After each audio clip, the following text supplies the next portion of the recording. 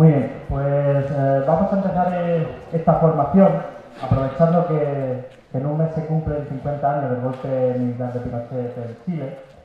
La intención de esta ponencia, que yo creo que luego se complementará en el debate, es traer un poco alguna enseñanza de ese proyecto de unidad popular liderado por Salvador Allende, que al final, a modo de resumen, pues significa la derrota de la clase trabajadora más avanzada, organizativa y políticamente, muy más lento, de América Latina. Por si queréis profundizar, os voy a recomendar 3 lecturas, hay muchas más, yo recomendaré 3. Aprovechar un poco el anuncio de la camarada Vanessa, tenéis ahí en nuestra librería el cuadernillo número 17, ¿vale? Que es una traducción que se ha hecho desde Bola Obrera, que nos han permitido sacar comunistas y que está muy bien y desarrolla todo lo que es el proyecto. Más opciones tenemos también, un poquito más gordo, de Frank Lloyd Wright, 1000 días que estremecieron al mundo, Chile 1970-1973. Y esto es más a modo de curiosidad también. Son el primer y el segundo congreso, los textos políticos de la Liga Comunista de Chile, que se forma en plena dictadura, en el 74, y que un poco intenta recuperar lo que es construir un partido revolucionario, de corte trotskista, afiliado al secretario unificado. Lo podéis encontrar en internet, poniendo el nombre de la misma organización, y yo creo que son bastante interesantes porque se escriben justo un año después de lo que es la tragedia chilena. Vale, he comentado que la clase trabajadora chilena era la más avanzada de América Latina, y para eso voy a dar unas pequeñas cifras, son cifras redondas, o al menos casi todas. Es decir, para 1969, casi 473.000 trabajadoras salariadas del sector privado están afiliadas al sindicato y 250.000 del sector público. En el sector público eso significa una cifra que el 90% de los trabajadores del sector público están en un sindicato. La CUT, Central Única de Trabajadores, en aquel momento el único sindicato interprofesional a nivel estatal. Repito, 473.000 aproximadamente del sector privado, 250.000 del sector público. El sector público es el 90% del total de los trabajadores que están en un sindicato. Y la CUT reagrupa o tiene afiliado a más de la mitad de los trabajadores que tiene un sindicato, ¿vale? Es un gran sindicato que su dirección estará controlada principalmente y está en disputa por el Partido Comunista, el Partido Socialista, lo que ahora comentaremos, y los demócratas cristianos. Los sectores más sindicalizados además serán sectores potentes e importantes para lo que es el funcionamiento de la sociedad, como son la minería, la industria, la construcción, etcétera, etcétera. A nivel de los partidos políticos, el Partido Comunista de Chile, que en este momento ya se encuentra totalmente burocratizado, alineado con las posturas de Brezhnev, ¿no? De la vía pacífica, etcétera, etcétera, tiene 160.000 militantes.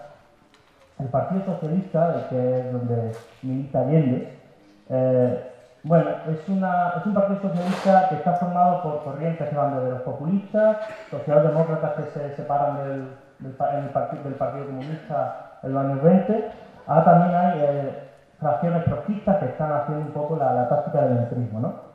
Entonces será un partido que bascule bastante y tendrán unos 50-60.000 afiliados militantes antes de empezar lo que es el gobierno de unidad popular. Luego se dispararán pues, hasta los 120, 130, etcétera, etcétera. El Movimiento de Acción Popular Unitaria son una ruptura, el MAPU es una ruptura que hay por la izquierda de los demócratas cristianos, tendrán de unos 15 a 20.000 militantes. El Movimiento de Izquierda Revolucionaria, el MIR, del que hablaremos un poquito más adelante, a finales de los años 60 tiene unos 2.000 militantes y cuando está a punto de estallar lo que es el golpe de Estado, cuenta con unos 10.000. También da un gran crecimiento. Y luego tenemos partidos maoístas, de corte trotskista también. Los trotskistas están muy divididos en esta época, tienen varios grupos, algunos no pasan de ser grupos de debate, otros sí que tienen implantación, por ejemplo en la CUT, porque tienen dirigentes sindicales. Y estamos hablando de que esta organización, la más grande, puede llegar a los 200 militantes, pero sí es verdad que tienen cierta influencia.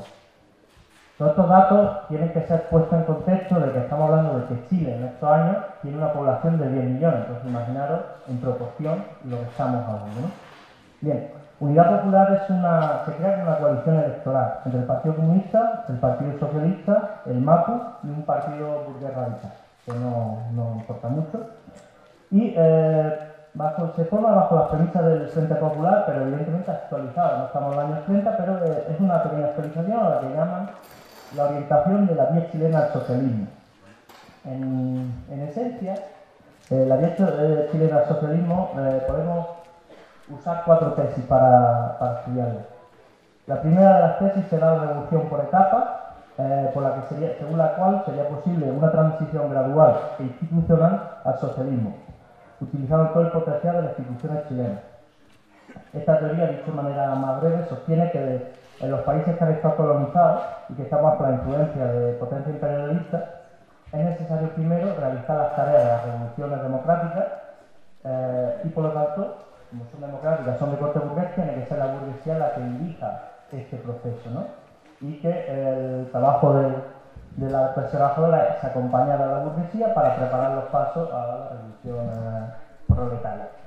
Se supone que es una burguesía muy débil, que tú la tienes que ayudar a ser fuerte y que cuando seas fuerte, pues tú entonces la derribas. Es un poco la visión mecánica de esta cuestión.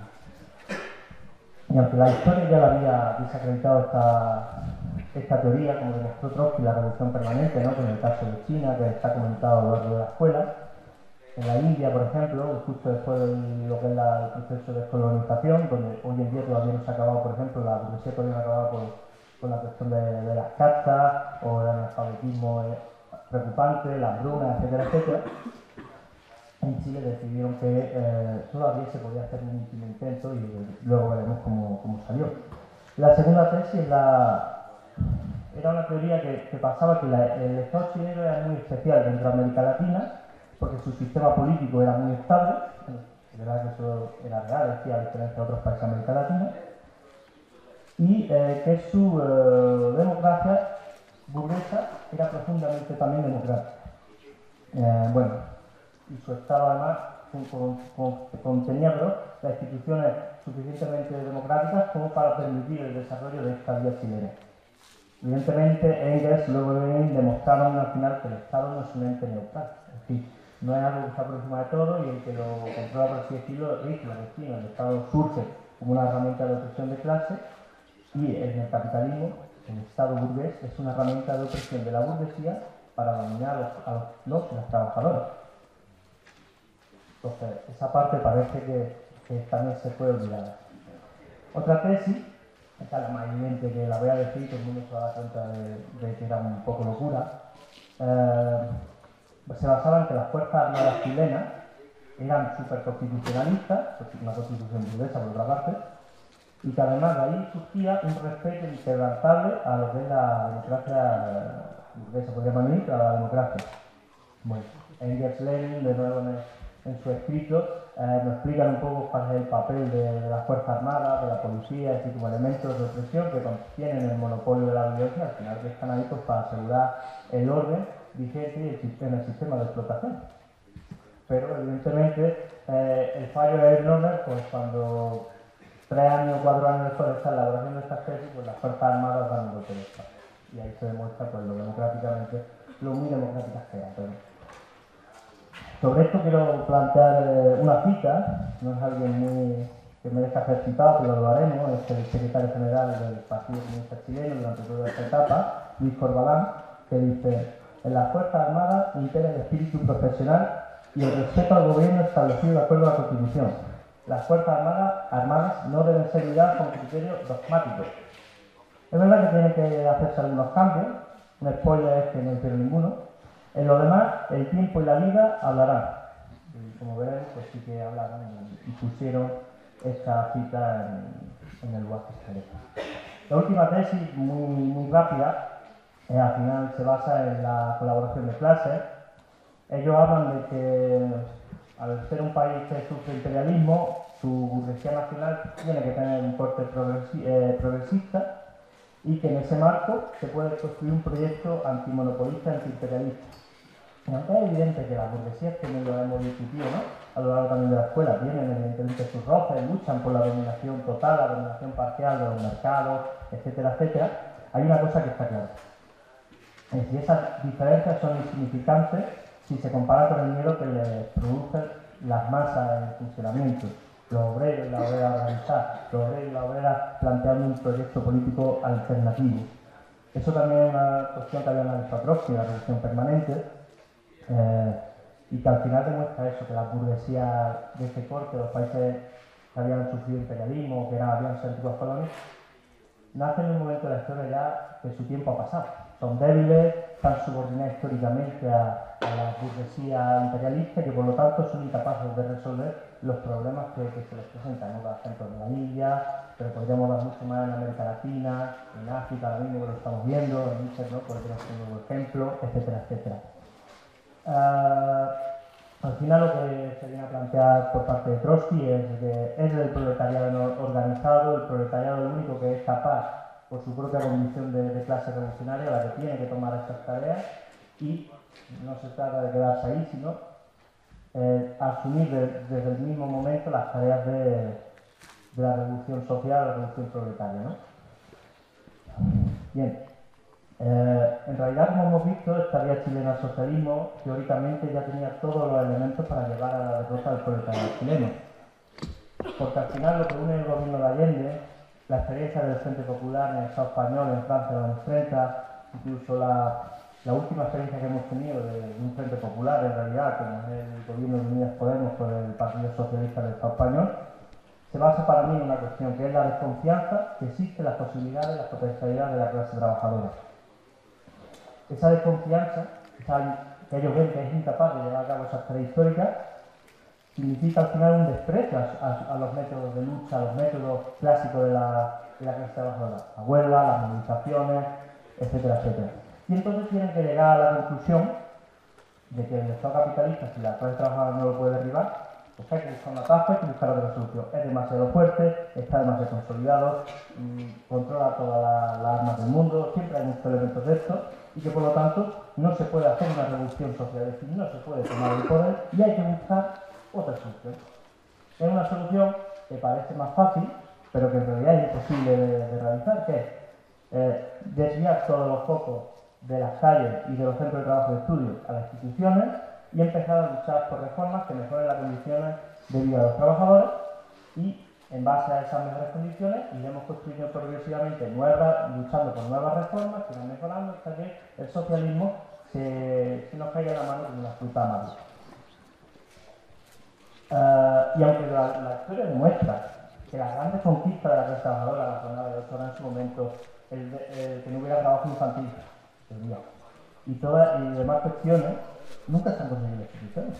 Se consiguieron con huelgas masivas, huelgas permanentes, con la vida de muchos trabajadores y muchas trabajadoras, y las instituciones lo que sí se ha conseguido son muchas derrotas para nuestra clase. Nosotros los revolucionarios y las revolucionarias no despreciamos la lucha por la reforma democrática o reforma de cualquier otro tipo.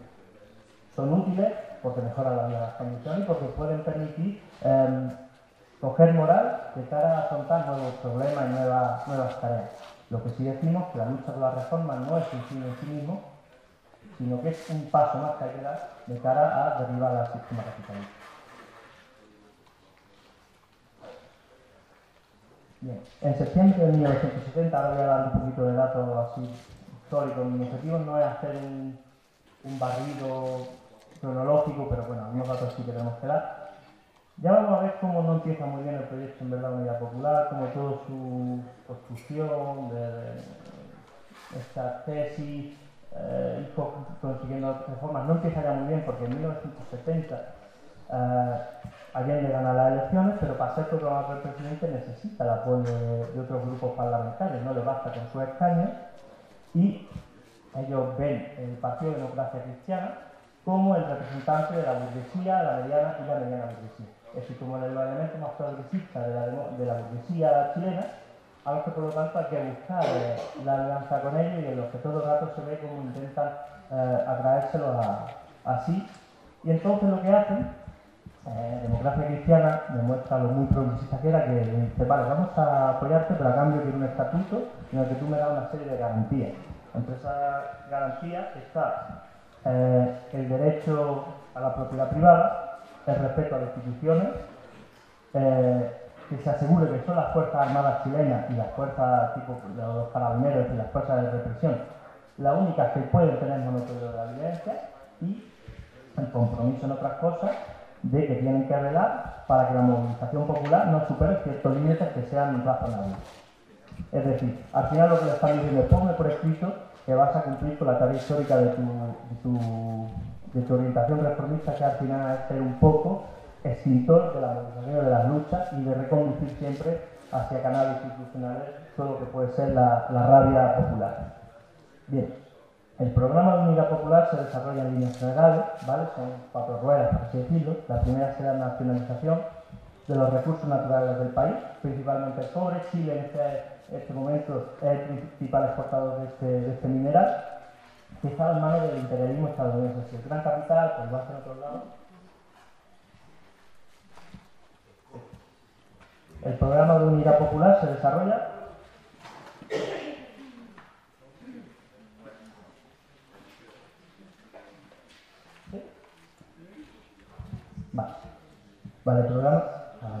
el programa de unidad popular se desarrolla en 4 ruedas, por así decirlo. La primera es nacionalizar los recursos más importantes de exportación, en este caso el cobre.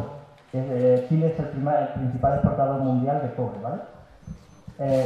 Esta empresa, explotación del cobre, está en manos del capital estadounidense, y lo que hace el gobierno de unidad popular es pagarle una indemnización, es decir, una compra forzosa en verdad.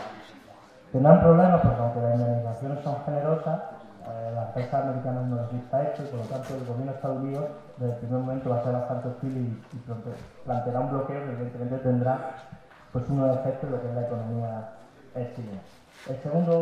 La segunda rueda es una reforma agraria. Esta es una de las tareas históricas que la burguesía chilena ha sido capaz de hacer. De hecho, la reforma agraria que plantean en Unidad Popular es retomar la que ha planteado los demócratas cristianos, sin añadir nuevos elementos, pero sí que consiguen finalizarla, no darla por concluida, aunque una vez que se da por finalizada, dice: ya hemos hecho la reforma agraria, aún quedan un 30% de jornaleros que no tienen acceso a tierra, ¿vale? Luego tienen un programa de reformas sociales, ¿no? Porque esto era un poco la base, ir consiguiendo esto para llegar al socialismo. Entre estas reformas, algunas nosotros las defenderíamos con algunos matices, pero entendemos que son positivas. Está el aumento de los salarios, una política de control de precios, que hace que aumenten los ingresos de los dos y las trabajadoras una media del 50%. Y aumenta el consumo un 13% de media, ¿vale? De las familias trabajadoras. Pero hay que entender que el proletariado chileno no tenía acceso, por ejemplo, a electrodomésticos, nevera, hornos, lavadoras, etcétera, etcétera. Incluso no tenía acceso en gran parte a productos básicos como la carne, el pescado, la leche, y de repente se ve con más dinero en la mano, unos precios a los que puede asumir, y esto va a producir que la oferta va a ser menor que la demanda, ¿no? Ayer también lo explico mucho mejor, yo no me voy a meter en ese jardín, pero lo que queremos decir es que esto va a tener un problema que no se ataja, es que los comerciantes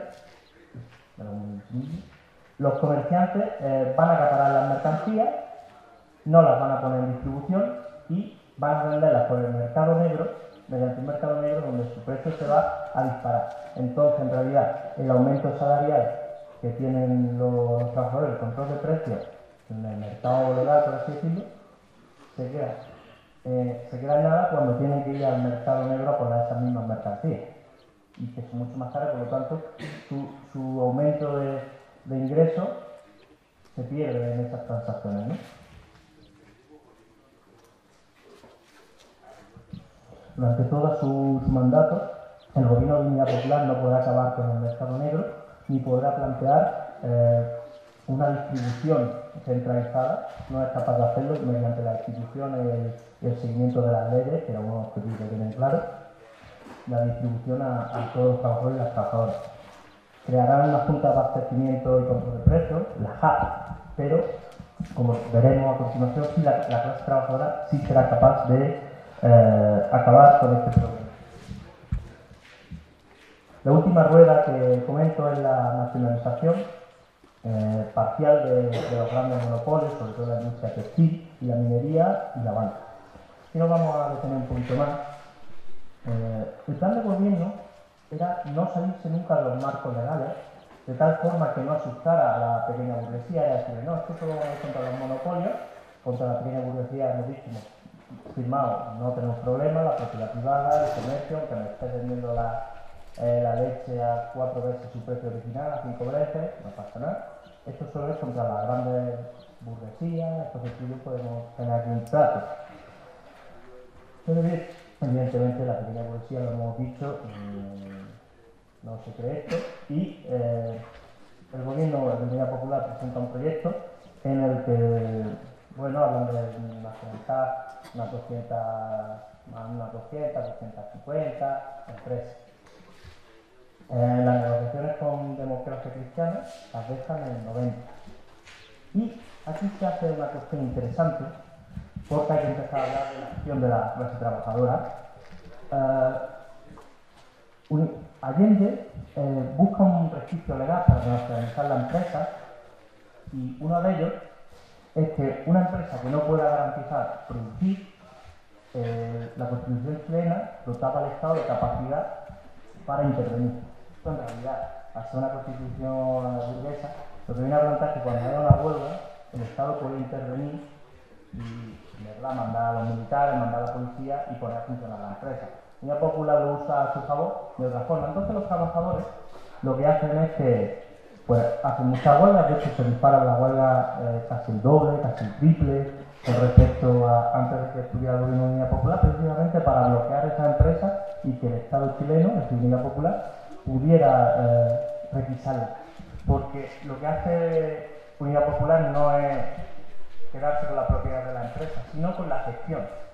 Le dan una indemnización a los empresarios y dicen, mira, tu empresa no funciona, toma esto por las molestias, nosotros vamos a funcionar, y en el Parlamento se tendrá que decidir si el Estado se la queda o si se le devuelve. En el Parlamento, con la correlación de fuerza que tenía, siempre se le acababa devolviendo. Entonces, como que es un círculo, muchas empresas entran un año, pero al año siguiente se devuelven. Entra otra, y al año siguiente se devuelve. Y la clase trabajadora, mientras, no deja de hacer huelgas, no deja de bloquear empresas para que el gobierno se las quede. ¿Qué pasa? Pues a lo mejor han hecho una huelga potentísima, están agotados, o que hemos conseguido que esta empresa sea nacionalizada, y al año siguiente vuelven a ver a los patrones entrar por la puerta. Pero evidentemente no es una cuestión mecánica, en la moral, en la politización pueden pasar muchas cosas a las trabajadoras. Algunos se hacen más radicales, otros se contentan con el gobierno y se dejan se desmoralizan, dejan de hacer política, e incluso otras lo que hacen es giran a la derecha, giran a la Democracia Cristiana, giran a los fascistas de Paz y Libertad, porque parece que ellos sí que les plantean una alternativa. Bueno, lo hemos comentado varias veces también un poco,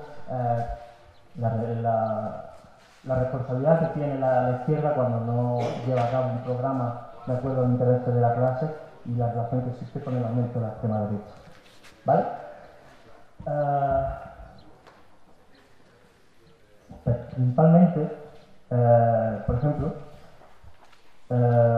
este Luis Corbalán nos dice, y así entendemos, porque el proyecto inicial hemos dicho que era unos 250, ¿no?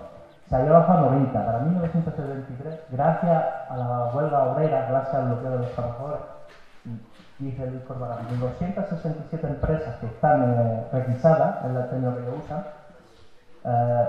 112 se ha constituido un comité de administración, porque otro de los puntos de Unidad Popular era que los trabajadores no tenían que controlar, pero sí que podían participar en lo que era la gestión de la empresa, en decidir un poco sobre la producción, pero siempre estaban infrarrepresentados, de tal forma que los representantes del gobierno fueran mayoría, ¿no?, en esos comités.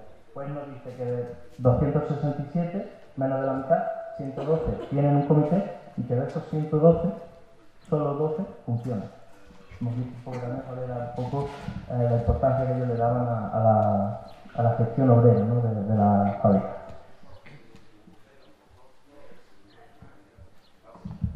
No obstante, 1971 es mejor año de Unidad Popular. Es el mejor año en el que realizan más reformas favorables a la clase trabajadora, esto que he comentado, y porque 1972 para mí es el año crucial.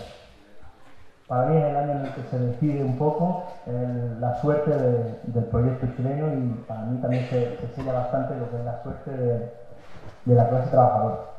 En 1972 había estallado una crisis mundial que tiene una repercusión potente en Chile. Principalmente se cae el precio del cobre, el bloqueo de Estados Unidos impide que lleguen productos manufacturados, maquinaria, entonces eso produce un atraso evidente en lo que es la economía chilena, y la balanza de pagos, es decir, con la política de indemnizaciones a los empresarios, pasa en 1900...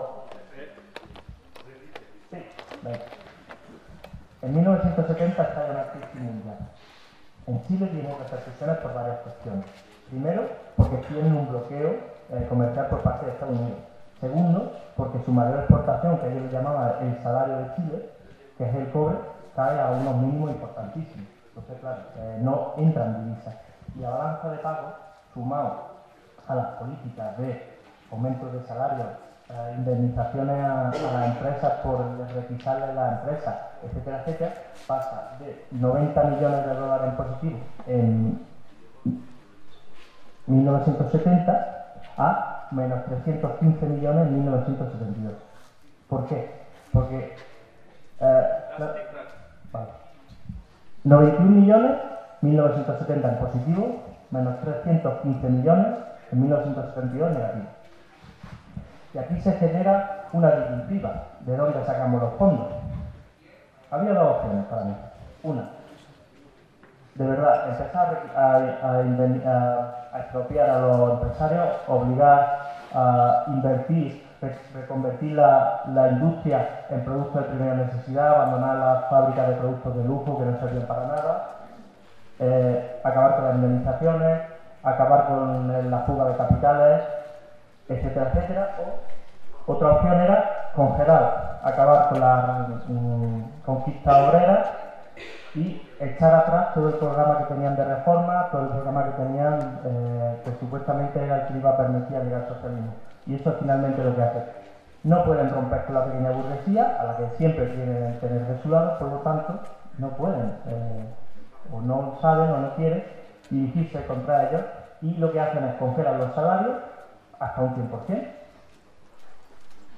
y empiezan a emitir papel moneda para tener dinero en circulación, y eso genera una inflación brutal. Estamos hablando de cifras del 200%, una barbaridad. Sin embargo, la burguesía por su parte ya está menos predispuesta a negociar. Había ganado tiempo, no había sido vencida y se empieza a reorganizar.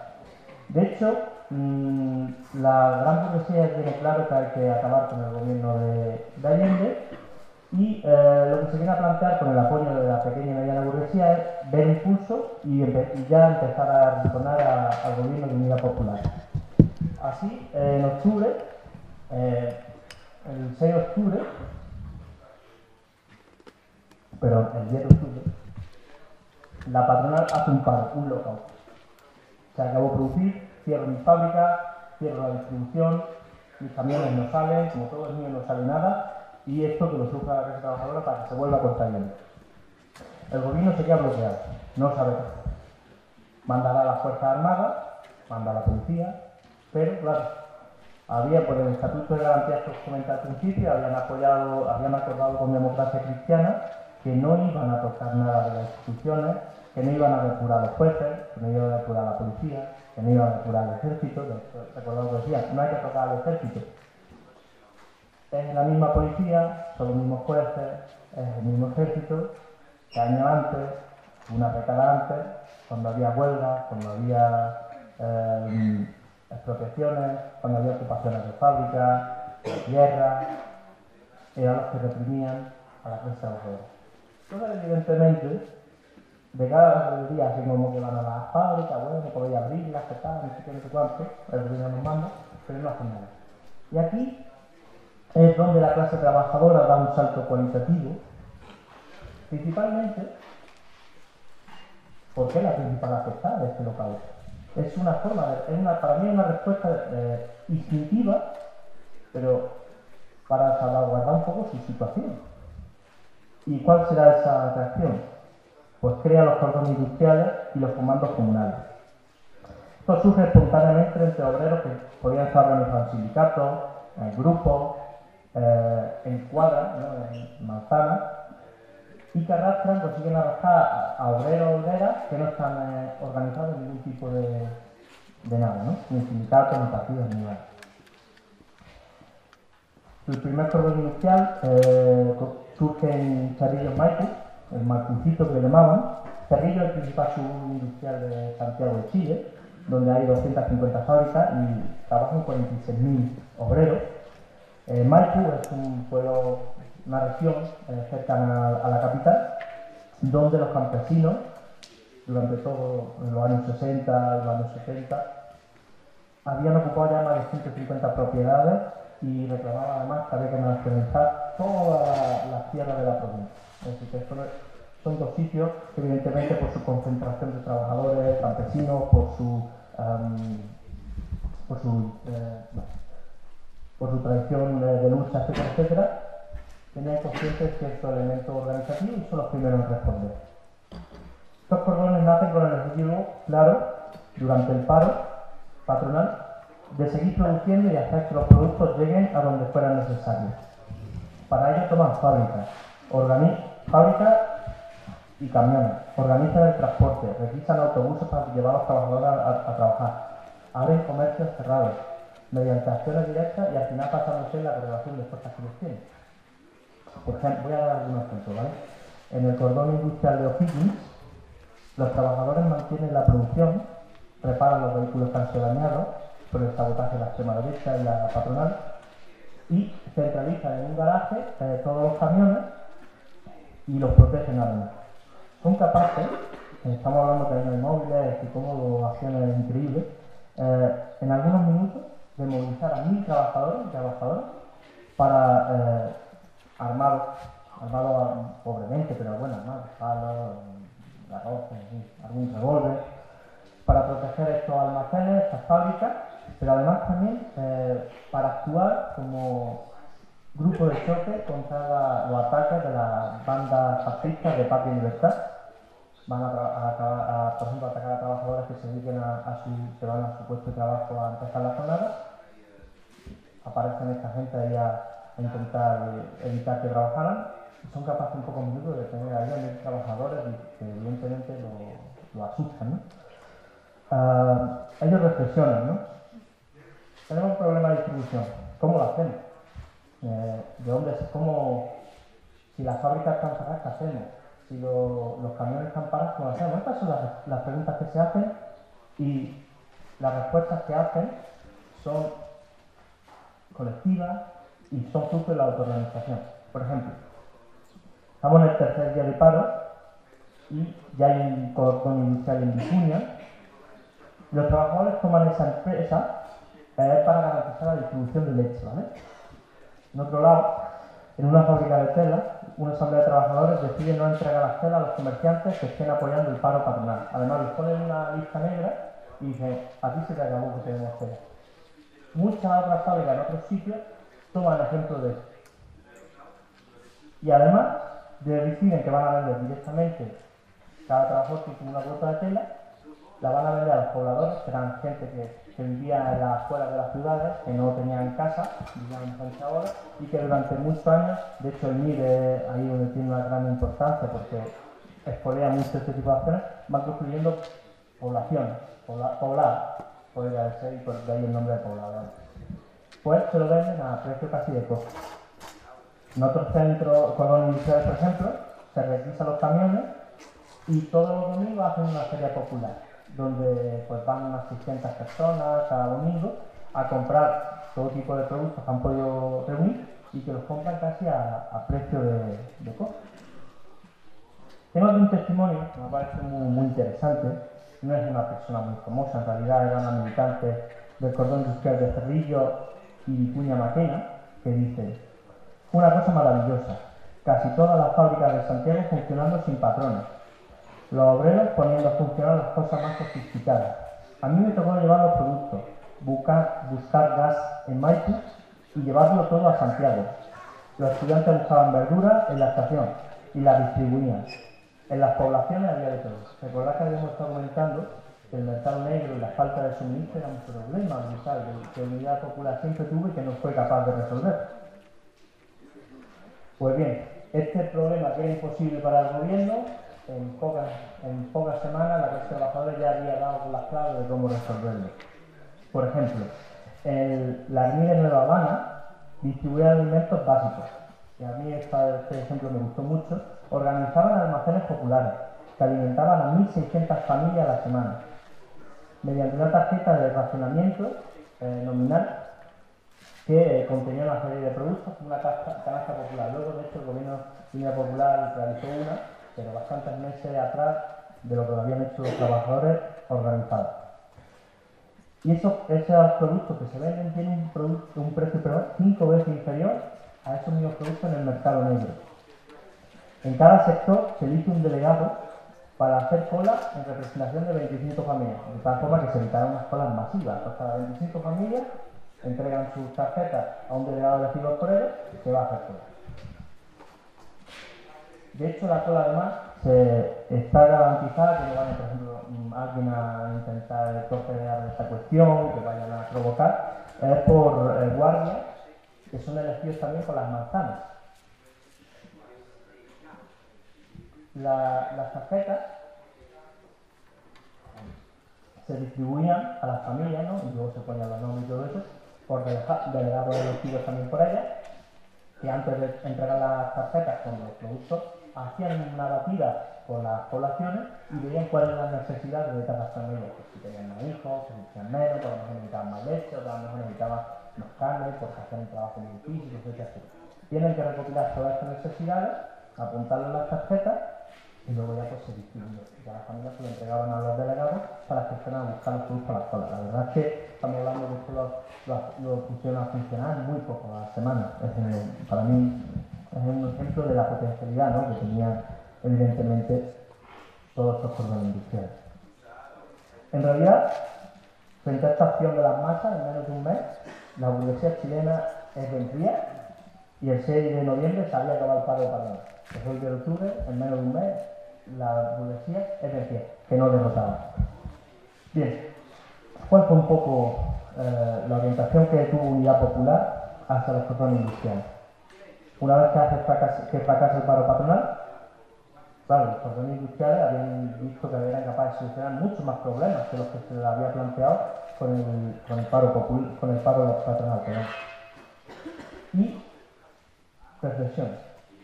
¿Qué más podemos hacer, no? Se empieza a dar esos debates de forma instintiva, de forma todavía embrionaria, pero empieza.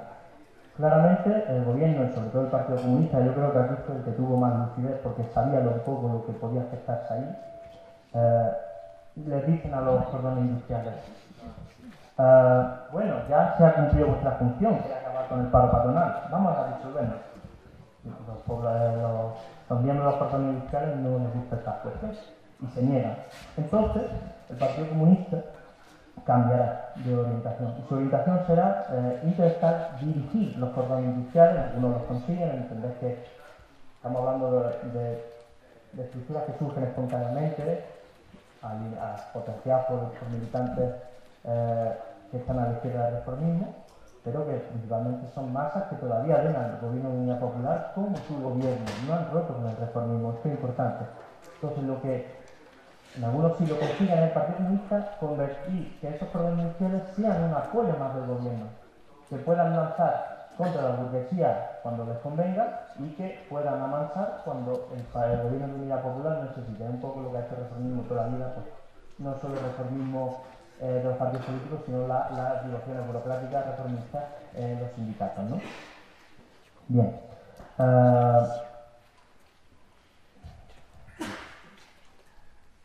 Voy a hablar de algunas cifras de los cordones industriales. En Santiago, por ejemplo, la capital, tenemos 5 cordones industriales centrales, fundamentales, los más grandes, y una capacidad de movilización de 100.000 personas. Su núcleo son 30.000.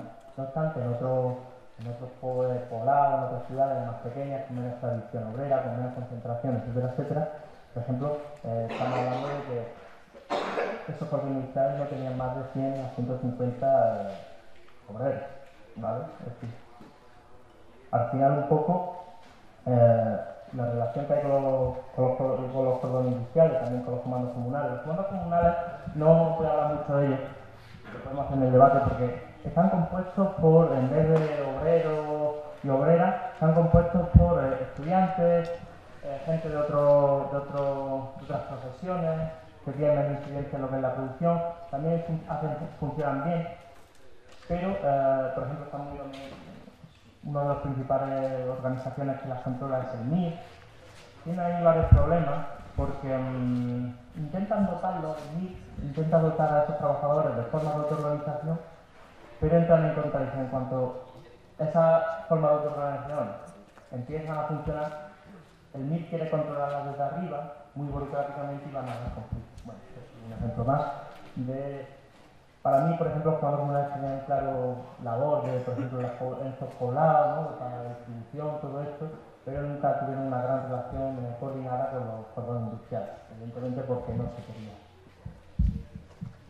Bien, una vez acabado el paro patronal, la Unidad Popular, que intentaba ganarse a los cordones industriales, en realidad está sobrepasada por la situación por todos lados. Lo que no quería era que la movilización se fuera de las manos, se empieza a pasar. La burguesía ha sido vencida y ya ve con uno de forma muy hostil esas formas de autoorganización obrera, porque ve en eso de verdad el peligro para su condición de clase dominante, y la Unidad Popular estará de nuevo en la balanza, intentando seguir aparentando que es el gobierno de los trabajadores y, por otra parte, que no se rompa su alianza con la pequeña y mediana burguesía. Como solventan esto, dejando entrar en el gobierno a las Fuerzas Armadas, se llama el Gobierno Unidad Popular Fuerzas Armadas, y se presentan las nuevas elecciones. Y en estas nuevas elecciones gana la Unidad Popular. No se lo esperaba ni siquiera el gobierno de Unidad Popular. Para mí esto es un reflejo de que todavía la clase trabajadora no había roto con el proyecto reformista, ahora también comentaremos por qué, y porque sentía que era un poco un voto de bloqueo a lo que era la ofensiva de la burguesía. A mí me recuerda un poco a lo que ha venido pasando en el Estado español, un poco con el que no salga el gobierno de PP y Vox, ¿no? Partido Popular y Vox en el Estado español. Sin embargo, este resultado todavía pone más nerviosa a la burguesía y ya empiezan a hablar con las Fuerzas Armadas, el Partido Nacional, que es el liberal, burgués, más de derecha en ese momento en el Parlamento, ya su objetivo es derrotar al gobierno por las fuerzas. Se acabó. Ya no va a haber más paros patronales, ya no se van a negociar, ya no vamos a hacer caceroladas si viene si descaso, estas tonterías se acabaron. Ya lo que vamos a hacer es derrotar al gobierno con el uso de los militares. En este concepto se produce lo que se llama el tancazo, en el que los tanques salen en Santiago y rodean el Ministerio de Defensa y la Moneda. Para mí, en el personal, un poco también por lo que he leído, hay mucho... Sí, se produce en junio el tancazo, que sacan los tanques a la calle, vamos, los militares, y rodean el Ministerio de Defensa y la Moneda.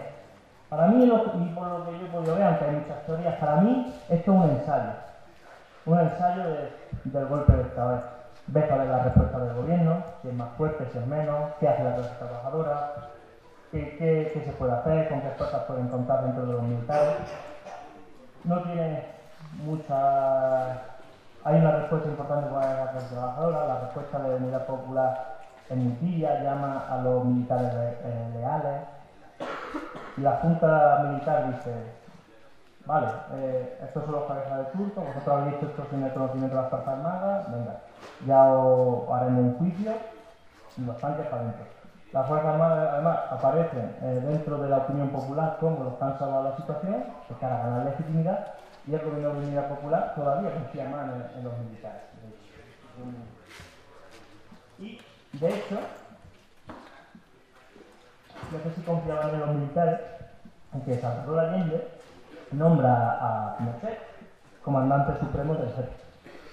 Los militares ya no van a tener que sublevarse con obedecer a su comandante en jefe, y ya está. Eso lo pueden hacer, ¿eh? Bien, en septiembre se produce el golpe. Voy a ir muy rápido. El 10 de septiembre sale la Marina, tenían programada una serie de tonterías, de moverse, no sé qué, unas maniobras con el ejército de Estados Unidos, y lo que hacen es, llegan al Tamac, tiran por la borda a todos los oficiales y soldados que no estuvieran de acuerdo con el golpe, que lo habían medio apuntadito, y vuelven a Santiago de Chile. Bombardean el palacio presidencial. Allende es cuando entonces se entera, hace un llamado a la población en el que se están amenazando con disparar, bombardearse si no asume el nuevo gobierno del golpe de Estado, y lo que hace es llamar a un referéndum. Esa es su respuesta. Al final la urna, antes que apoyarse en las masas. De hecho, van unos carabineros y van una policía aquí como a defender al presidente, y cuando ven un poco cómo está la relación de fuerzas, pues solo pidieron a unirse después de bueno, hasta luego. Cambio, los trabajadores, durante los meses después del ensayo de golpe de junio, habían formado unos comités de defensa. Pero estos comités de defensa no tenían armas. Los potencias del Partido Comunista, pero no tienen armas. Entonces, son comités que están inofensivos, pero que incluso cuando por radio se va comentando el tema del golpe, se presenta el centro de trabajo esperando que le entreguen armas y les dice, ¿qué tenemos que hacer? La situación ahí es un poco triste, ¿no? Porque discuten entre ellos, no saben qué hacer, no tienen armas, dónde las tenemos que buscar, nadie va del Partido Comunista, nadie va de nuestros jefes, de la gente que hemos confiado siempre, nadie viene aquí, todo el mundo se está yendo, la gente no se queda, luego los militares los pasan a fusil, otros se van a sus casas y poco después pues, son encarcelados, torturados, en todo lo que es la represión chilena.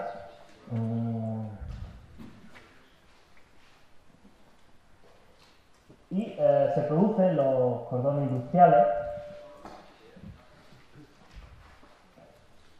una famosa carta que le escriben a Salvador Allende, la voy a leer, ¿vale? Que les dice, los cordones industriales a Salvador Allende, que recordad que todavía no han roto con el reformismo. Nosotros pensamos que no solo se nos pone sobre la vía que nos conduce al fascismo a una velocidad vertiginosa, sino también se nos está privando de medios para defendernos. Es por ello, señor presidente, que os pedimos que os pongáis al frente de este ejército sin armas, pero poderoso por su conciencia, que os pedimos que los partidos proletarios dejen a un lado sus divergencias y se conviertan en la verdadera vanguardia de esta masa que se ha organizado, pero que no tiene dirección.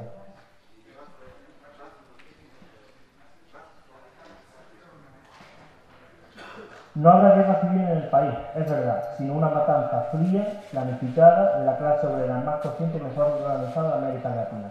Allende nunca responde esta carta, y evidentemente en esta carta se ve...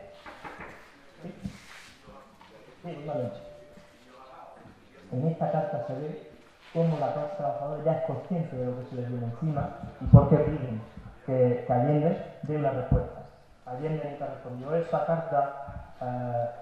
no había un partido revolucionario hablando sobre eso, incluso el MIR, su principal labor cuando ya todo el mundo sabía que iba a haber un golpe, desde junio a septiembre todo el mundo sabía que había un golpe menos porque no quiere creer lo que él confía, no. Habrá sectores militares que quieren hacer un golpe, pero yo confío que al final va a imponerse el sentido democrático, las fuerzas armadas, bla, bla, bla. Todo el mundo sabe que va a haber un golpe. Incluso el MIR, que estaba más a la izquierda en ese momento de Unidad Popular, sus reflexiones ganarse a los soldados, lo cual es una reflexión importante e interesante, pero no se plantea la cuestión de armar a los trabajadores. Eso nunca está, construir una milicia muy popular, eso nunca le entra mucho en su trabajo. Es difícil porque si no está en Chile, yo estaba buscando un poco del periódico del MIR, del Rebelde, y es una pena, pero lo que hay publicado está a partir de los años 80, entonces es imposible, por lo menos para mí así es imposible, acceder a ver qué estaban sacando en ese periódico. Ese periódico, por cierto, fue prohibido por Unidad Popular para convencer a la democracia cristiana de que en estas primeras negociaciones de que ellos estaban a favor de mantener un poco el orden. Previamente, todos estos problemas industriales y todo eso, y ya con esto voy a terminar un poco lo que es el repaso cronológico. Los militares habían conseguido, mediante una ley de control de armas por parte del gobierno de Allende, la capacidad para ver que no hubiera armas, vamos contra los fascistas, en fin, todo eso. Habían entrado en locales de izquierda, habían trasladado radios, las habían reventado donde se imprimían los periódicos, imprenta, ¿vale? De hecho, hay algunos enfrentamientos de trabajadores que se intentan defender, militantes, hay algún muerto, todo eso se tapa. Entonces, claro, los militares tenían un control perfecto, sabían que el gobierno era timorato, sabían que los trabajadores no tenían armas, porque además se habían encargado ellos de silenciarlo, de comprobar que verdaderamente sus locales había, y eran dueños de la situación. De hecho, de todas formas, tenían una última reacción de la clase trabajadora, y la cantidad de material bélico que mandan al golpe del Estado es increíble. Toda la armada, tanques apuntando por todos lados, un montón de soldados, porque tenían esa respuesta de última hora de la clase trabajadora. Bien, ya por finalizar, hablando un poco del MIR. Con el MIR pasa, en el Estado español, sobre todo tener esa sensación un poco como el PON, luego hay un taller que puede profundizar seguramente. El MIR es un partido, una organización castrista en su inicio, que defiende los grupos revolucionarios para hacer la revolución, los focos, ¿no?, que se llama, el foquismo, que está a la izquierda de Unidad Popular, pero que no ha terminado de romper con el reformismo, de hecho, porque, por ejemplo, dicen, hay que nacionalizar sin indemnizaciones, lo cual estamos todos de acuerdo, pero luego dice, el objetivo central de la clase trabajadora es cumplir el programa económico de Unidad Popular. Eso en sí mismo es un poco como otra historia. Como no han conseguido romper con su origen, había ya también trotskistas que se han expulsado en el 69, me parece. Si ellos dicen, para hacer la revolución primero tenemos que hacer la revolución nosotros. Es decir, pues, vamos a acabar con las disidencias políticas. Y se crea a la sazón, es decir,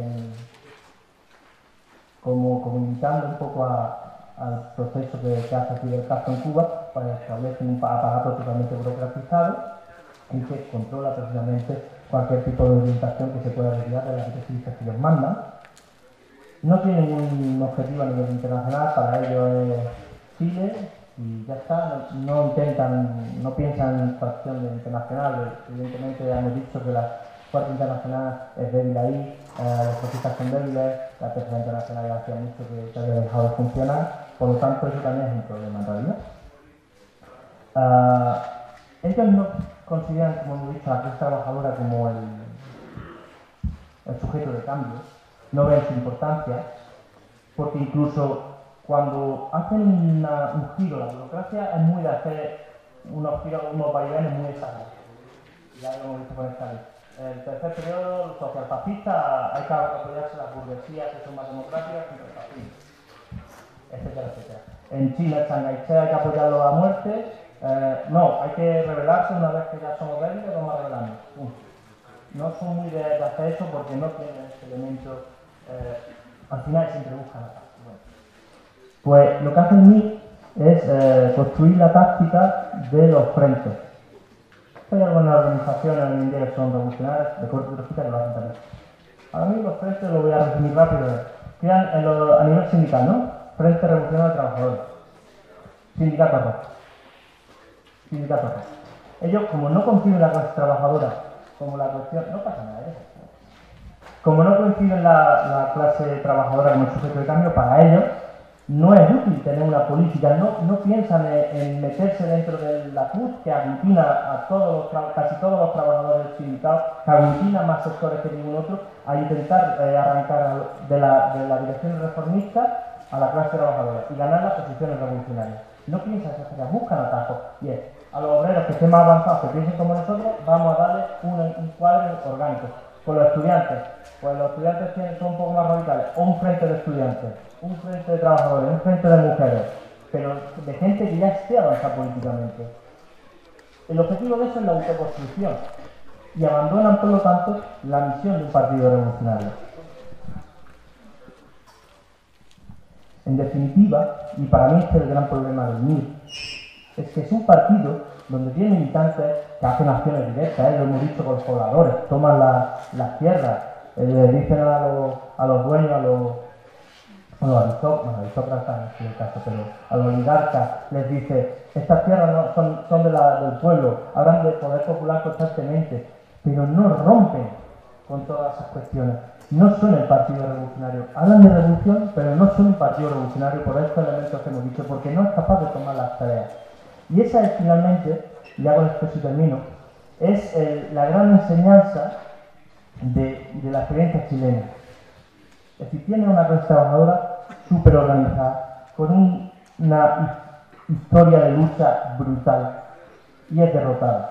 Y es derrotada porque ellos mismos lo explican en la carta. En realidad ellos sí son capaces de discernir qué es lo que les pasa.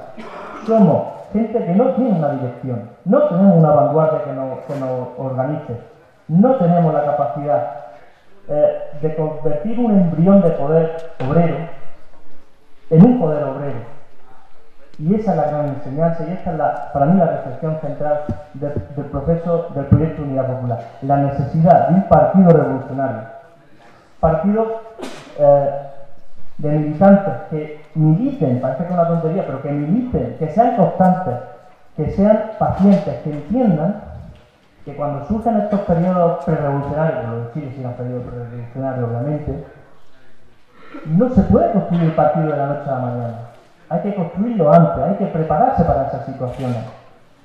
Que hay que tener claras que son en estas situaciones donde se pueden dar saltos de conciencia de la clase trabajadora, pero que tú previamente has tenido que hacer una labor de ganar influencia, no solo autoconstruirte, que es necesario y útil, que hay que hacerlo, sino de ganar influencia de la clase trabajadora. Y eso significa que tienes que estar donde está la clase trabajadora, que no valen atajos, que no valen excusas, no puedes hacer frente, venga, hay 10 trabajadores en una fábrica y 2 son que están avanzados. Ni política va hacia ellos, no, tienes que hacer política para esas 10 personas, esas 100, esas 500, esas 1000, los que sean. Y esa es finalmente la gran enseñanza para mí y nuestra tarea hoy en día para mí como revolucionarios y revolucionarias es construir el partido significa construirlo a nivel internacional, pero también construirlo a nivel estatal, reflexionar dónde están los trabajadores, ir hacia ellos, reflexionar dónde está la juventud, ir hacia ellos, utilizar espacios de masa y no elementos donde estamos más cómodos, saber que hay que tener una política contra el reformismo, que no hay que caer en el sectarismo evidentemente, pero que hay que acompañar a la clase trabajadora y que cuando surjan elementos de autoorganización hay que potenciarlo. Y esas son las cosas que no pasaron en Chile, que para mí en definitiva son los que marcan un poco el destino de la clase trabajadora y una nueva derrota de la que aquí tenemos que aprender, que hubiera estado mejor que hubiera sido más victoria de las que aprendiéramos, en este caso pues que sea útil, porque como decía Lenin, el problema no es la derrota en sí, sino negarse a aprender de ella. Gracias.